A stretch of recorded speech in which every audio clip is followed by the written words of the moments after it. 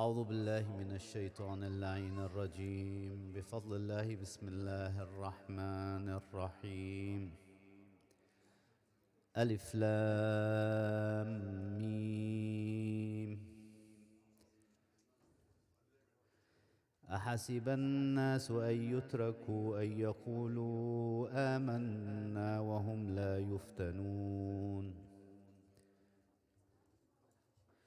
ولقد فتنا الذين من قبلهم فليعلمن الله الذين صدقوا وليعلمن الكاذبين. أم حسب الذين يعملون السيئات أن يسبقونا، ساء ما يحكمون. من كان يرجو لقاء الله فإن أجل الله لآت، وهو السميع العليم. ومن جاهد فإنما يجاهد لنفسه، إن الله لغني عن العالمين.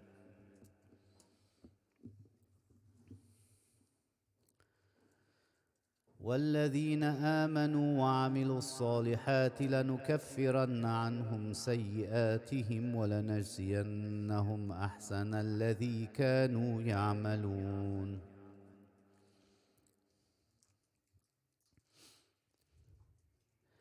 ووصينا الإنسان بوالديه حسنا، وإن جاهداك لتشرك بي ما ليس لك به علم فلا تطعهما، إلي مرجعكم فأنبئكم بما كنتم تعملون.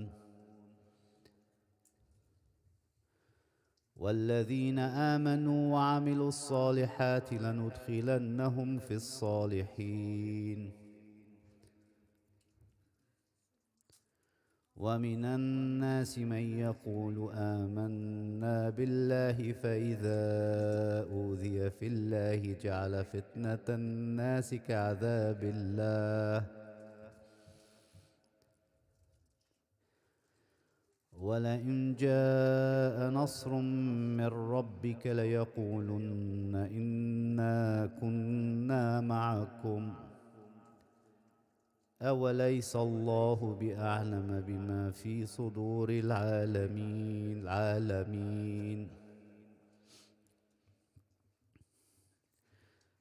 وليعلمن الله الذين آمنوا وليعلمن المنافقين. وقال الذين كفروا للذين آمنوا اتبعوا سبيلنا ولنحمل خطاياكم وما هم بحاملين من خطاياهم من شيء إنهم لكاذبون. وليحملن أثقالهم وأثقالا مع أثقالهم وليسألن يوم القيامة عما كانوا يفترون.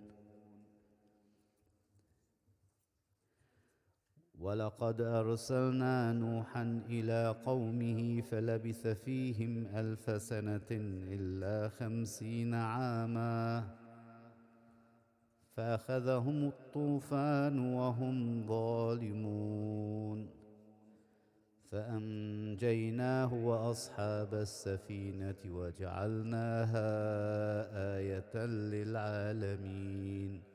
صدق الله العلي العظيم. صلوا على محمد وآل محمد.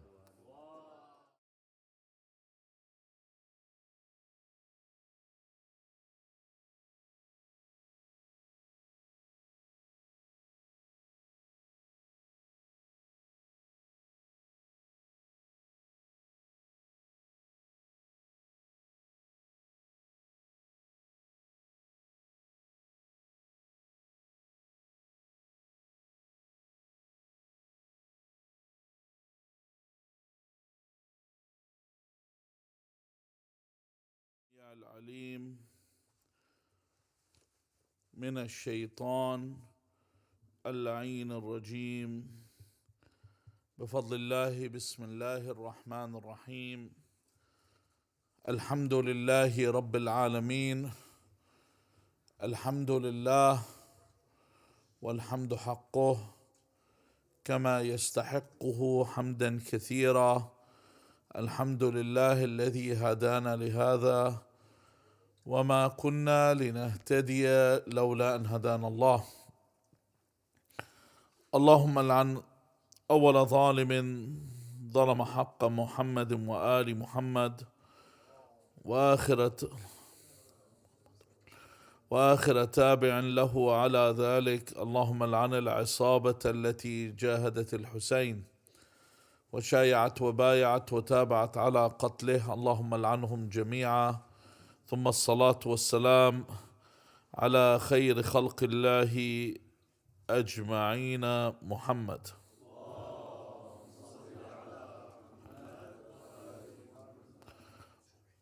وعلى أهل بيته الطيبين الطاهرين واللعنة الدائمة على أعدائهم أجمعين إلى قيام يوم الدين.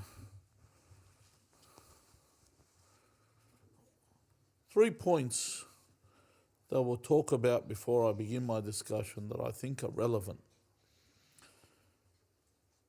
The first one was to do with, and there were 3 things that happened to me after the majlis, then we'll talk about discussion. The first one was to do with someone that was serving the majlis, serving food, helping the people, organising in the majlis. After the majlis finished, he knew of a couple that had an issue and had come apart. The woman had left the house. So he asked the husband if he could contact the wife in order to bring them back together, help him as a wasit. So when the husband asked, why would you do something as good like this for me? He gave him a response, and I thought this was very relevant. He said to him that, see, all those nights I was working in the Husseiniya serving, and you looked and you said this is a very good effort. He said all of that is nothing compared to me getting you back together. And I told him what he said to you is true. Because the hadith says, إصلاح ذات البين أفضل من عامة الصلاة والصيام. To bring 2 people that are in conflict back together is better than praying and fasting for an entire year. Imagine a year of fasting, a year of praying is not as valuable in the eyes of God like bringing 2 people together. So one of the first things after the majlis that I heard was that. So for me, you think these are like God sending you, that there's more to do. This has got to do with the after effects of the actual month. The second point I wanted to bring up before our discussion begins is that someone contacted me from overseas and they asked me about certain things in the furu' ad-din. And their question was as follows. He said, if the hadith says, if I read a hadith, and a hadith says that if someone doesn't believe in this, he's not from us, then shouldn't this be part of our usul ad-din? And shouldn't salat be part of usul ad-din because the hadith? The first thing I mentioned to him, and this is important and I go over this every time, you have to turn to the alim. One of the worst things that happens in this world is when we move along, people move away from the ulama. People have opinions when the alim speaks. When a scholar speaks, when a scholar is given his opinion, you are in no position to give your opinion unless you have studied this point. You think about this. If you go into a doctor's surgery and he's trying to diagnose your illness and you correct him, would he take kindly to that? If you sat down, he will tell you, listen, come, you sit down. Here's the stethoscope, put it on around your neck and go for it. You start to tell me what's going on. So that's the first thing, when people read a hadith and go with it. The second point is, just because something has a hadith in that extremity, it does not mean that there isn't another hadith that says something else. So the first point I wanted to say is the importance of the continuation of your khat after Muharram, Ashura. The second point is the importance of returning to the scholars, the importance of returning to the opinions of Ahl al-Bayt alayhim salam, which we get from our scholars, and not to conjure up your own opinions based upon your own deductions of study. The reason I emphasize this, not because you people do this, people here I know do taqleed, and people that follow the scholars. The problem is the people you meet at work, the people you meet out in society speak like this, and it's imperative that they know that they need to get the understanding for religion from the experts. Now, what I want to talk about,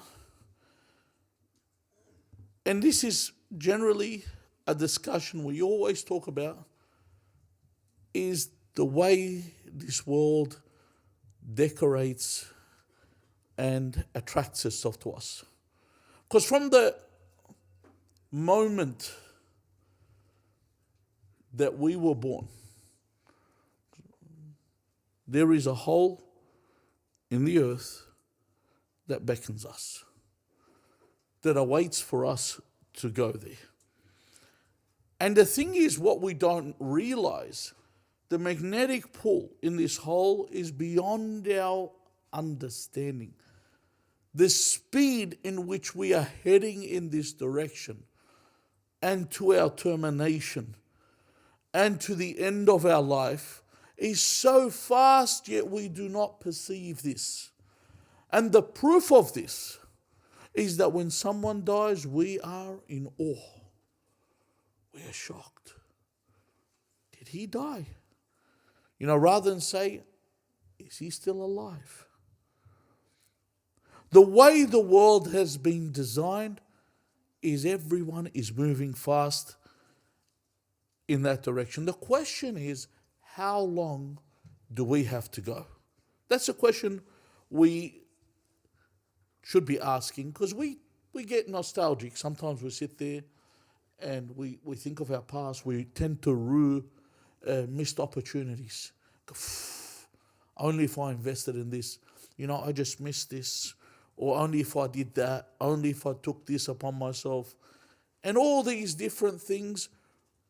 And we do not realize that we are going towards this hereafter. And it's far closer to us than we think. The hadith says, Ala innama dunya. Sorry, not the hadith. The couplet says, it's a poem. It's a poem. He says, Ala innama dunya كمنزل راكب أناخ عشيا وهو في الصبح راحل. That is dunya. And I mentioned this specific couplet, but I never read it during Muharram. It's like, he says, كمنزل راكب. You ever watch those shows, those westerns, where the guy turns up with a horse, arrives at an inn, spends the night, and then alights and then remounts the horse and goes? That's what the dunya is. That night you spend in the inn. This whole life that you have is like that night that rider spent in the inn. And we have a hadith that we speak about so often. And the first time I heard this hadith, I thought about it. I was a kid. We were at our Sunday school. We used to have Islamic school. Now we have a Saturday school. But at the Sunday school that we were at, and the teacher said this hadith to me, and I was shocked. And I found the actual text for it, where Jibreel speaks to Nuh and says, Ya atwal al-anbiya عُمُرًا. O you who has lived longer than all the prophets. He says, كيف وجدت الدنيا. How did you see this world? Hello, Nuh, we know, lived for how long? We know in the Quran it says he preached to his people for 950 years. We have some narrations that say he lived up to 3,000 years. But let's go with the minimum. Let's say his entirety of his life was 950 years. He said, كيف وجدت الدنيا. Honestly, you think about that. If I was to think about myself compared to that, I have lived, because he says, I'm 47 and a half. So if I went with that, what are we looking at? We're looking at 95. I'm half of 95. So 950 is what? So when you're thinking of this, what's the percentage of how long I've lived compared to him? Huh?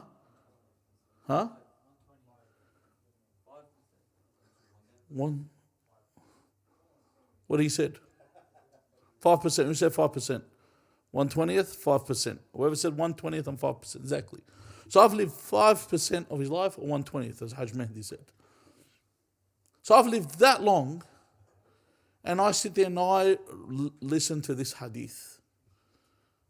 He says, كدار لها بابان دخلت من أحدهما وخرجت من الآخر.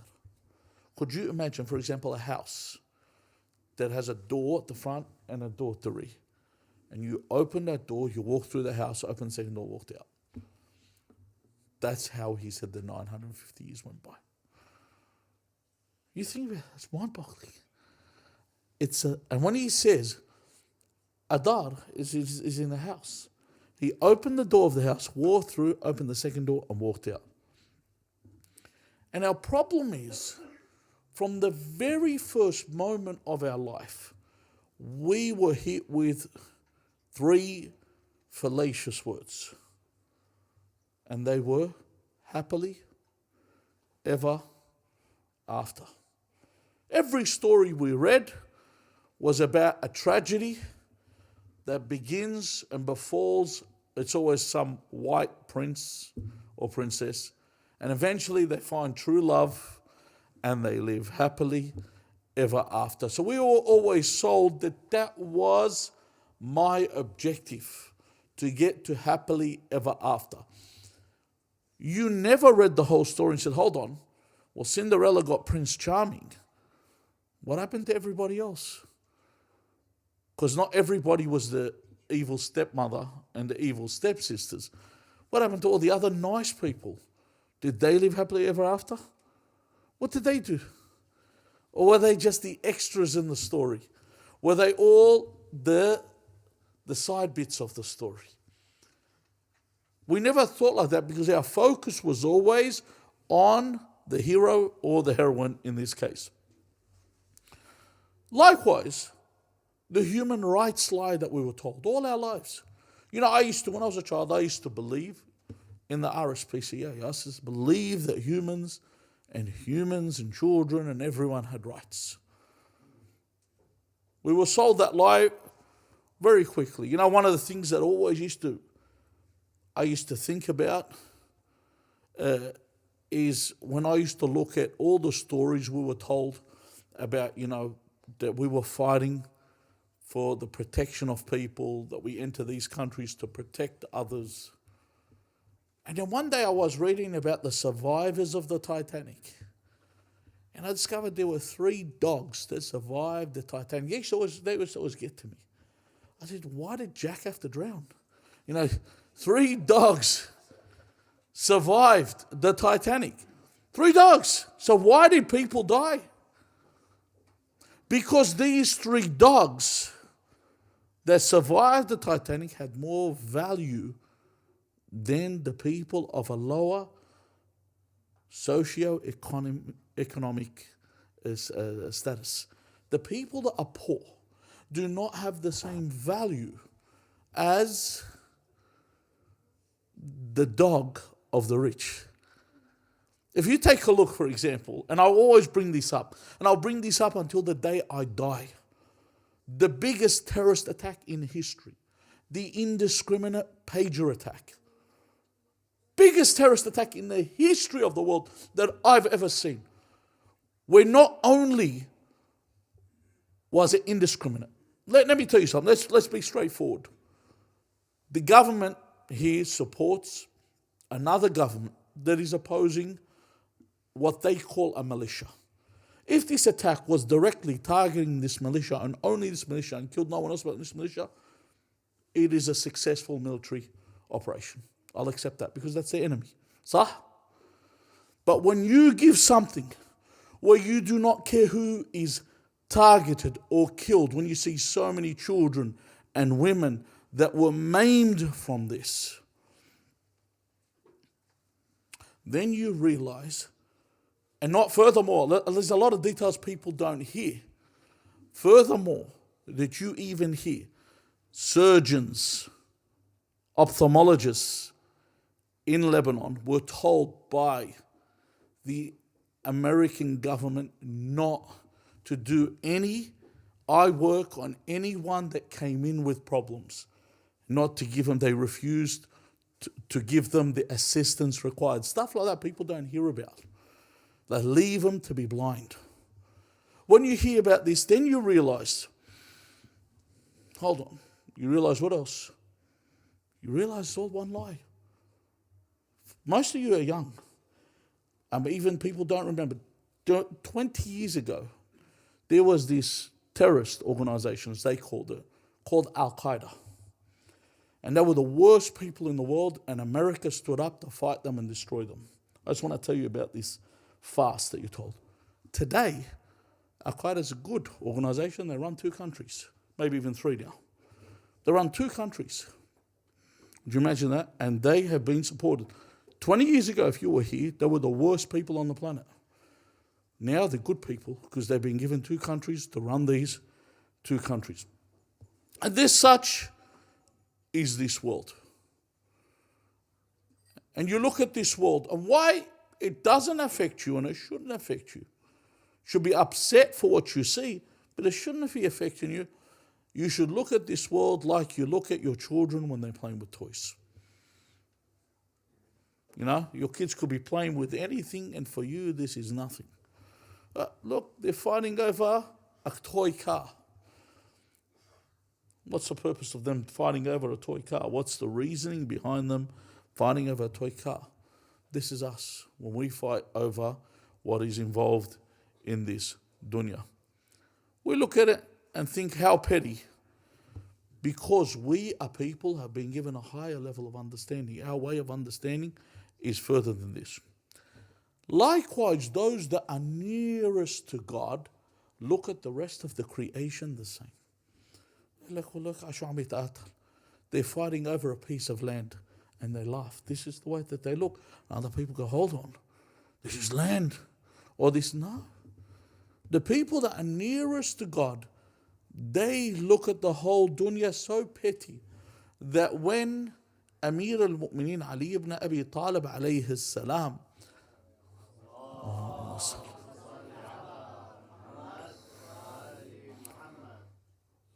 when I sit there and I think about when he was told to give, and this is difficult, believe me, if you want to even think about it, this is so difficult.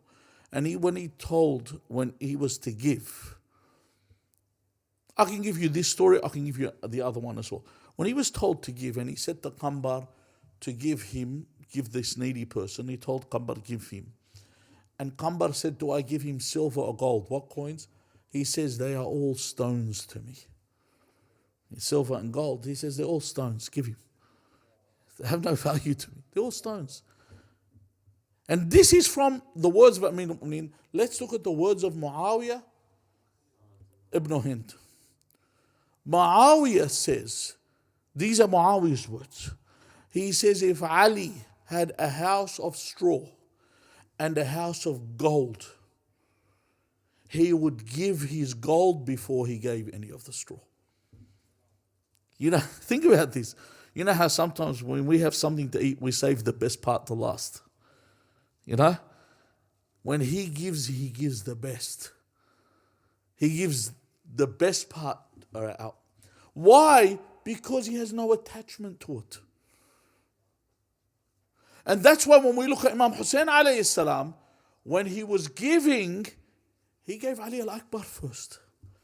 He gave the best he had first to Allah Azza wa Jal.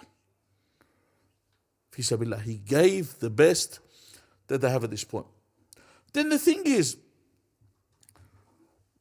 why do we love this world? There's a question I need to ask. Why do we cling on to this world? Why is it our deepest love? The only way it remains like this is because our vision is lower and lower and lower. The second I raise my vision, I raise the horizon, then I'm able to see.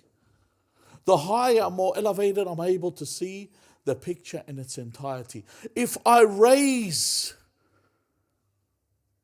my standard, my relationship with God, then I have this detachment towards this world. And then I understand when Amir al-Mu'mineen says, Ya dunya, ghurri ghayri, deceive other than I. One of the questions, we were at my brother's house recently, and we were sitting there. One of the things, one of the stories, one of the guests was saying, was a story about Al-Muqaddas al-Ardabili, where he went to put the bucket down the well to get water, so he can take it so he can do wudu at night. His servant is watching. He gets the water. As he gets the water, he breaks up the bucket. He says the bucket was full of gold and jewels. And he said he looked up towards the heavens and says, Ya Allah, I want water. Ahmad, he said about himself, his name was Ahmad. He said Ahmad wants water so that he can do wudu to pray Salatul Layl. He doesn't want this. He drops the bucket and then takes it back up and has water in it. He does wudu. Someone once heard this story. I'd heard this a long time. And he said to the alim telling the story, he said, what's this story? He could have taken this money and given it to the poor. See, this is the same as the people, when you told them that Abu al-Fadl Abbas alayhi salam rama al-ma' ala al-ma'. They say one who drink the water, get strong, fight, and be able to get the water back to the women and children.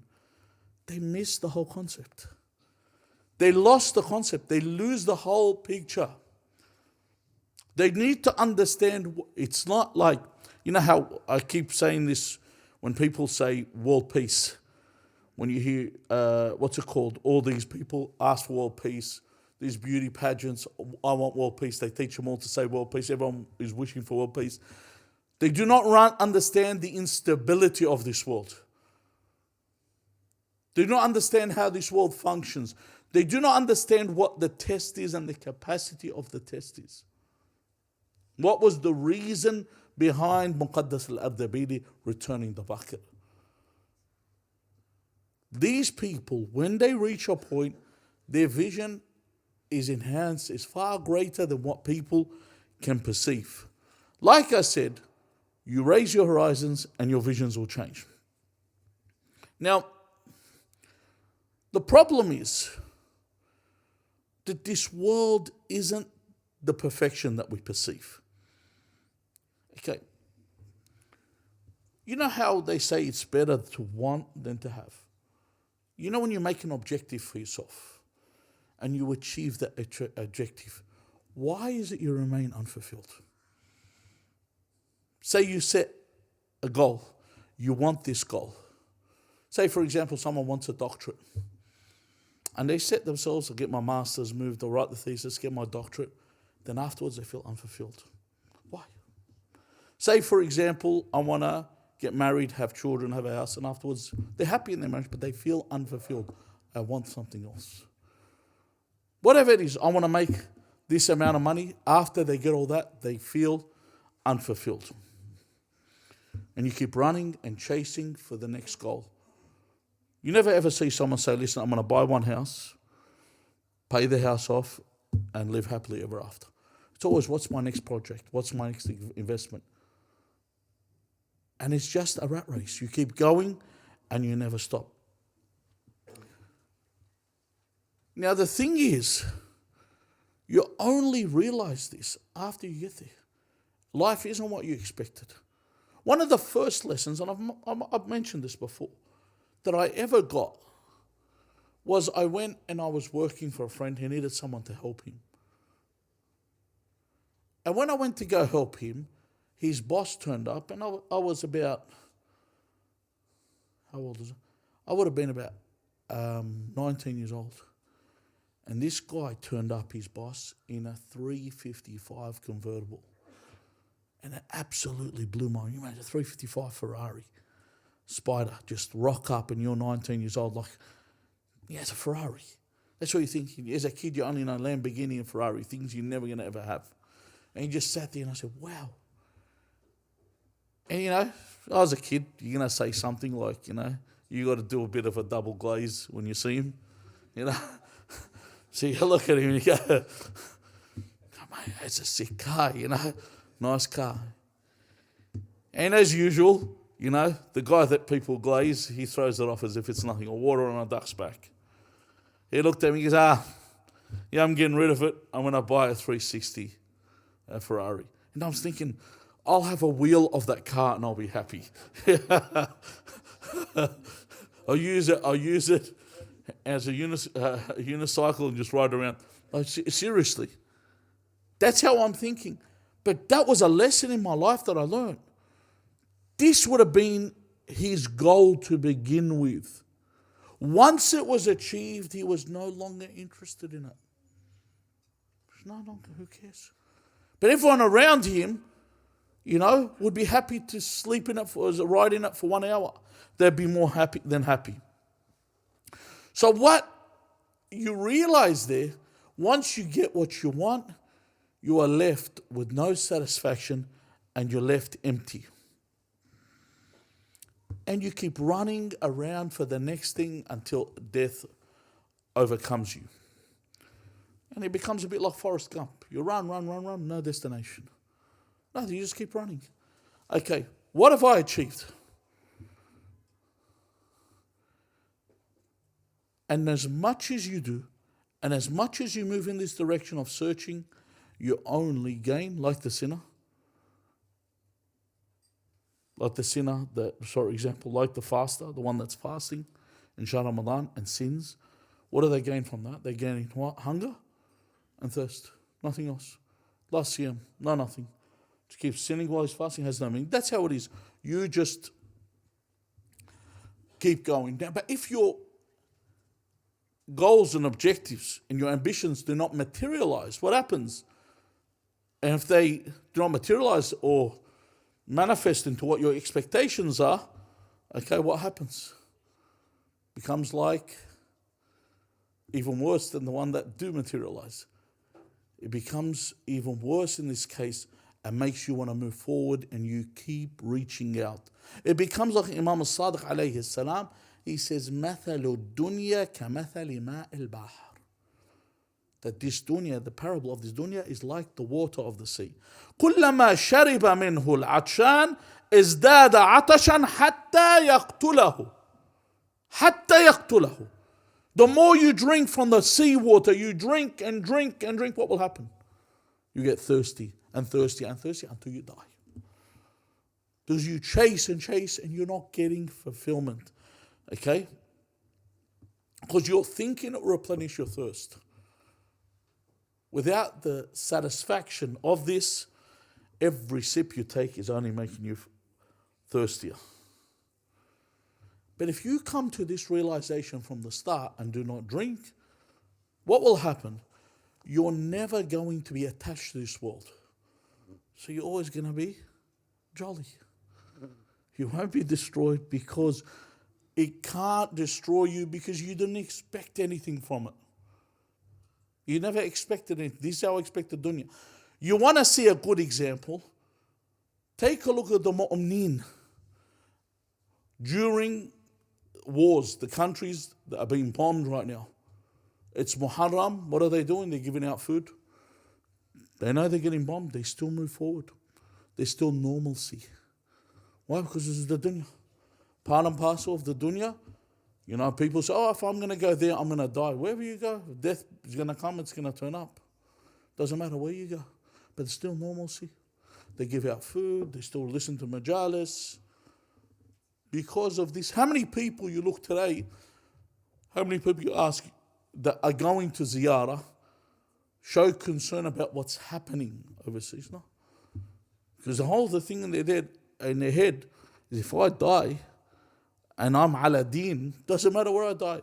I could die with the emperor penguins in Antarctica. I could die with the polar bears in the Arctic Pole. I could die anywhere. It doesn't matter where I die. If I have my religion, it's sufficient where I am. But it's all about the love and the attachment of this world. And that's why we read Dua Abi Hamza Thamali. What does Imam Zain al-Abidin say? Say, Sayyidi, akhrij hubba dunya min qalbi. Remove the love of this world from my heart. Because if you don't remove the love of this world, I want from this world. I start wanting everything I can think about. I can't live if I don't marry that girl. I can't live if I don't have that house. I can't live if I don't have that car. I can't live if I don't get that job. I can't live if I don't get this. That's what. Once that's been removed, you don't care. You'll just be happy, as you know, as they say, بياكل خبز وبصل. You know, I'll be happy with whatever I get, whatever share I'm given from this dunya. I'll accept it. What does Amir al-Mu'mineen Ali ibn Abi Talib say about this world? And this is very important, because a lot of times people curse the world. They say this is wrong. What is the dunya? Amir al-Mu'mineen, he's a man that is speaking ill about the dunya. And he says to him, what is it that you do towards this dunya? What is this dunya? He says, Inna dunya daru sidqin liman sadaqaha. Wa daru afiyatin liman fahima anha. The dunya is true to the ones that are truthful with it. Because if you use the dunya for what it is, brilliant. Okay? If you don't use it for what it is, it will bring about your destruction. But damrak. If you use it for what it is, it's like, you know, when you see someone using a tool, and they're a tool, and they're using a tool. You know, like I worked with a guy once, and this guy had tape on all his equipment. All his equipment, like you'd get a saw or something, anything with a cable, he had sticky tape, every electric tape, some of it was peeling. And I was thinking, man, do you realize how unsafe you are? You know, and like you'd have like equipment that's still in the electricity turned on, it's on the floor. You know, if someone, they got no understanding of the safety of it. They don't know how to use it. Like so for example, someone that goes and buys a chainsaw has never used a chainsaw and wants to cut a tree. Because they sit there and they probably watch a Warner Brothers cartoon or something, and they just see one of the cartoon characters just cutting through the tree, you know, and then he gets bitten, you know, the chainsaw just flicks back and says, what happened? You're not understanding of how to use this world and utilize this world. It's dangerous. If you don't see the world what it is, for what it is and how it works with you, it will destroy you. It will bring you about. And if you understand this dunya, he says, وَدَارُ عَافِيَةٍ لِمَنْ فَهِمَ عَنَهُ. You understand this world, you have good well-being. طلق مرتاح. You're always happy. Thank you. So what? You don't have this down feeling. You know, sometimes you sit there and you reflect over the words. You know, when Sayyid Hassan, rahmatullah alayhi, said, if we win, he said what? We are victorious. And he said, and if we are killed, yani martyred, he said, we are victorious. Why? Because the mu'min, it doesn't matter what the outcome is. The mu'min's always victorious. How do I know this? What, is he telling you something that's out of the blue? No, pick up the Quran. What does it say? قَدْ أَفْلَحَ الْمُؤْمِنُونَ. What does أفلح mean? What does أفلح mean? You've just been saying it. Victorious, successful. The mu'min, qad means certainly. Certainly the mu'min is victorious. Doesn't matter what happens to you. So you understand the dunya is just for the year. Let them have what they want. This is what it is. And then he says, وَدَارُ غِنًى لِمَنْ تَزَوَّدَ مِنْهَا. Now, we said, دَارُ غِنًى لِمَنْ تَزَوَّدَ مِنْهَا. Now, the world is a place where you gain what you want from it. That you become needless from this. He says, لمن تزود منها. تزود منها does not mean that the one that keeps away from actually, it's the one that gains from it. You cultivate from it. Because what are you doing? You reap what you sow in this world. This is your tilth. The dunya is your tilth. The dunya is where you are sowing the seeds that you will get over there. This is the beauty of this world. The world is your workplace. This is where your investments are made. This is where you're getting ready for the hereafter. وَدَارُ مَوْعِظَةٍ لِمَنْ وَاتَّعَظَ بِهَا. That if you see this world for what it is, and you listen to the maw'idha, the advice of this world that you get from this world, from the lessons that you see. How many lessons do you see when Allah Azza wa Jal says, وَسِيرُوا فِي الْأَرْضِ فَانْظُرُوا كَيْفَ كَانَ عَاقِبَةَ الَّذِينَ مِنْ قَبْلِكُمْ. When you go look at all the dynasties that existed, all the empires that existed and fell, how do you feel about this? Lessons that no one remains. Everyone falls eventually. Everything in this world eventually comes to an end. Then he says, Masjidu, I'm cutting out bits. Masjidu ahibba illah wa musalla malaikatillah. That it is the masjid, the place of prostration. For who? For the ones that love God. And musalla malaikatillah. The dunya is where the angels have prayed. Wa mahbati, wa mahbitu. وَمَهْبِتُ وَحْيِ اللَّهِ. This is where the revelation of God was brought down. And then he says, وَمَجَّرُ أَوْلِيَاءِ اللَّهِ. Majjaru is like the marketplace where you do tijara. This is the marketplace of where? Of the awliya of Allah. This is where they make their trade. This is where they make, like I said, for the hereafter. And then he says, اكتسبوا فيها الرحمة وربحوا فيها الجنة. So firstly, in this place, what are you doing? You are making or acquiring the mercy of God. And in it, the reward you're getting is paradise, which is eternity. Because people try and not understand what this world is, and they see this world is dar qarar. And that's what you always need to remind yourself. The whole lesson of Karbala is to remind yourself that this world, you're not here forever. Always remember, you're gone. The time's going to come.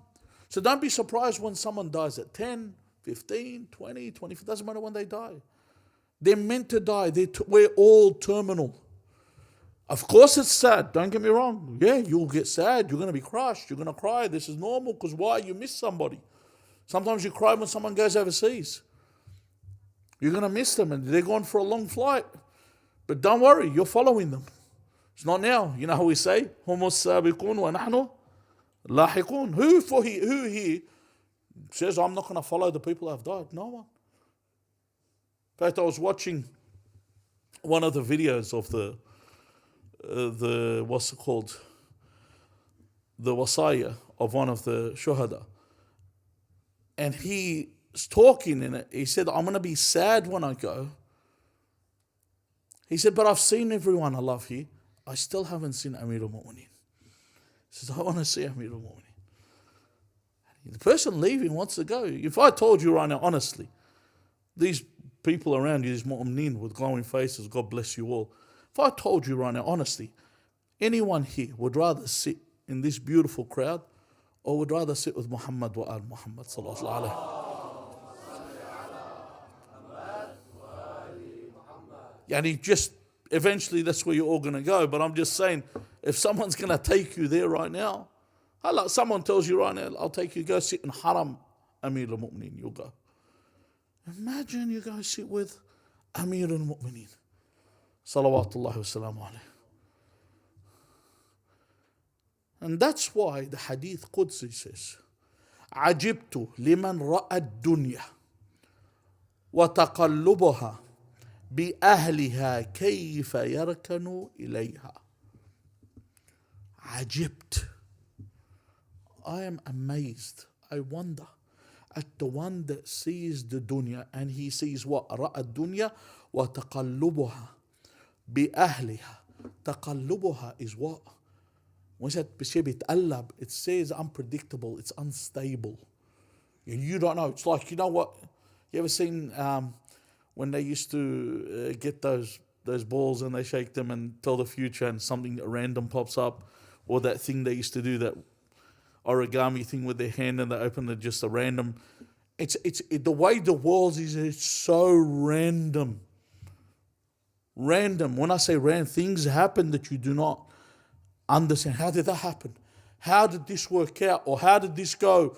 And how at one point was one team on top in this world and then they fell and another team came on top and then they fell and it just keeps changing.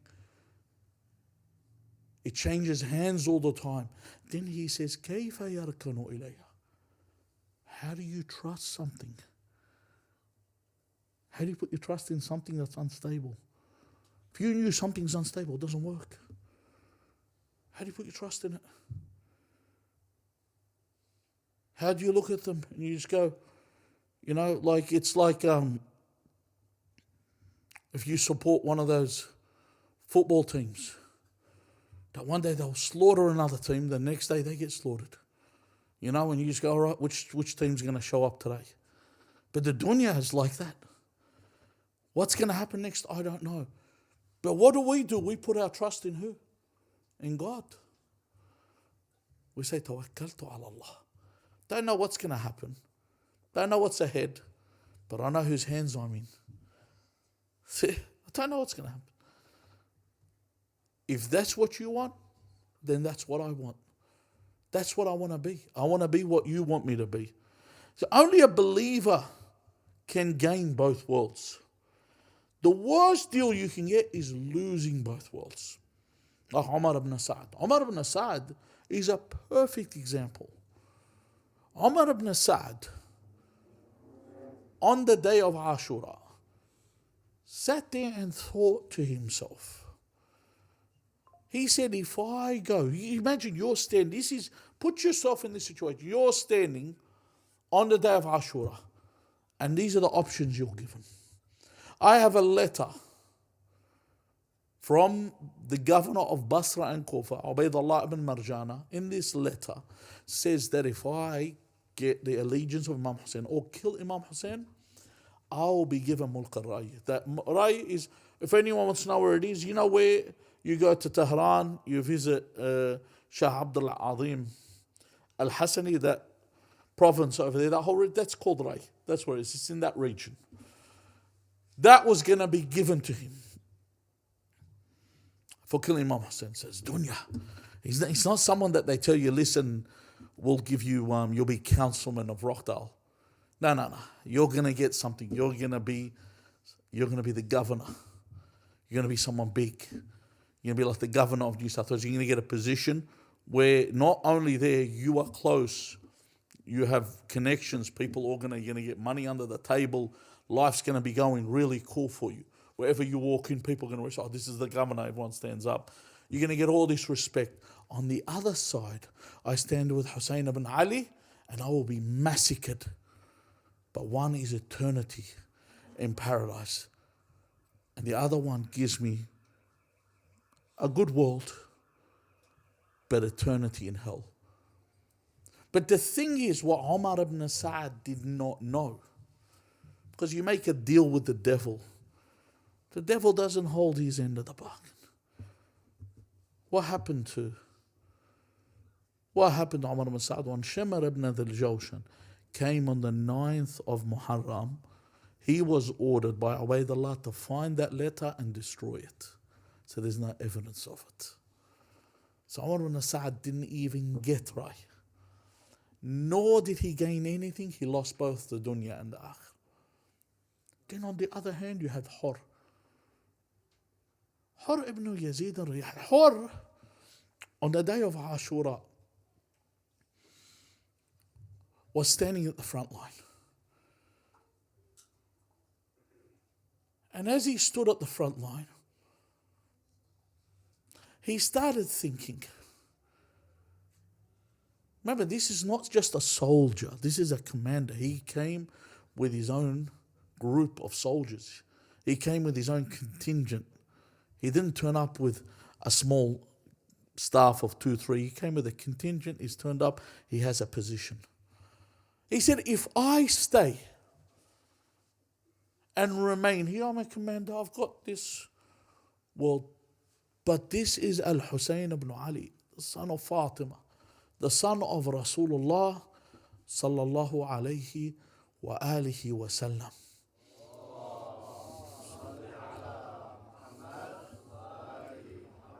So he stood there and he said to himself, what do I do? If I have to choose between Jannah and Nar, there is no choice there. There's no even thought in it. Khalas, no one's going to choose hell over paradise. And I cannot choose anything over paradise. So he didn't want to alarm the enemy. So at the time, well, it was the soldiers that were with him, but the enemy.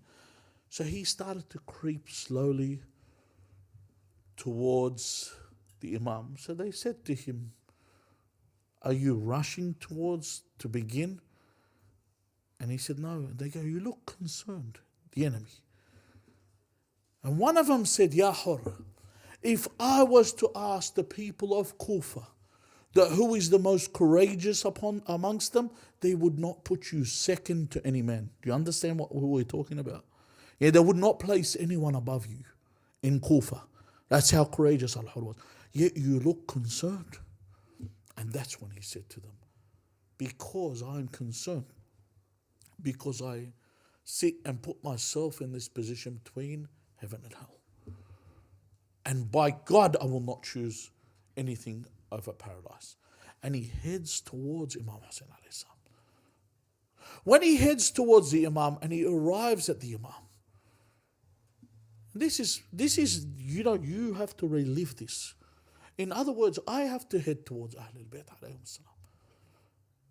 Hur had his head down, I have to have my head down as I head in that direction. I know what sins I've committed. I know the bad things I've done. And I know I continue to disobey God. I put my head down because I know who I am. And Hur comes towards Imam Hussein alayhi salam. He's got nothing to offer. In his hands are empty as he comes to Imam Hussein. I sit on Du'a Qumayl and I face towards the Qibla. We say, what? When I face towards God, he says, my hands are outstretched, my face is towards you. And I turn towards you. What do I have, Allah? I'm crying, oh Allah, what is my weapon? My weapon is what? Dua, I have nothing. What can I give God? My hands are empty. Al-Hur turns up to Imam Hussein, his hands are empty. He has nothing to give. He says to him, I am the one that forced you to come here. I'm the one that ultimately sentenced you to your death. He says, فَهَلِّ مِن مَتَابٍ. Can I ever turn back to God? Imam Hussein didn't tell him or think about it. He said to him, إِن تُبْتَ فَتَابَ اللَّهُ عَلَيْكَ. We say, Abu Abdullah al-Hussein, we are ta'ibin. We are coming back towards Allah Azza wa Jal. We want you to do istighfar for us in front of God, that Allah may forgive us. You said to Hur, in tubta fatab Allahu alayk, oh Aba Abdullah, nahna ta'ibin. We are people that are repentant. We want Allah to forgive us for our sins. We want Allah to forgive us for everything we have done. So then he said to him, please give me permission so that I may go fight and that I may be the first to be killed by your side, Abu Abdullah. So Imam Hussein alayhi salam gave him permission. Hur returned towards the battlefield. He came out and he fought so valiantly. He fought them and he killed so many of them. Finally he was struck in the head. When Hur fell to the ground, he said, Abu Abdullah, alayka minni salam. So Imam Hussein alayhi salam rushed towards him. And when he found Hur on the floor with a gash in his head that he had been struck with, Imam Hussein took a cloth. Imagine, Abu Abdullah, our wounds we have in our heart. Imagine Imam Hussein alayhi salam is putting a cloth over this wound. He puts the cloth over the wound, and he ties it, and he says to him, it's a little late now, but he says to him, Anta sadaqat ummuka. Your mom is truthful when she called you Hur. فَأَنْتَ حُرٌّ فِي الدُّنْيا. You were free, and you are all ahrar. All of you are free in this world. أَنْتَ حُرٌّ فِي الدُّنْيا. You are all free in this world to make a choice. You choose between heaven and hell. You choose between dunya and akhirah. And your mum was truthful because you were free and you chose like a free man. وَأَنْتَ سَعِيدٌ فِي الْآخِرَةِ. That in order for all of us to be happy in the hereafter, all of us to have this happiness of Hur, may Allah Azza wa Jal grant us all the opportunity to visit the shrine of Hur, which is in Karbala. Many people don't visit. It's about an 8-minute drive from the shrine of Imam Hussein. Inshallah, Allah gives you the opportunity to go visit him and turn in that direction through Al-Hur, just like he turned through Abu Abdullah al-Hussein, and grant us happiness and success in the hereafter. We ask Allah to hasten the reappearance of our master Al-Hujjat ibn al-Hasan al-Mehdi, arwahuna fidah. Bismillah ar-Rahman ar-Rahim. Allahumma salli ala Muhammadin wa ali Muhammad. اللهم قل لوليك الحجة ابن الحسن صلواتك عليه وعلى آبائه في هذه الساعة وليا وحافظا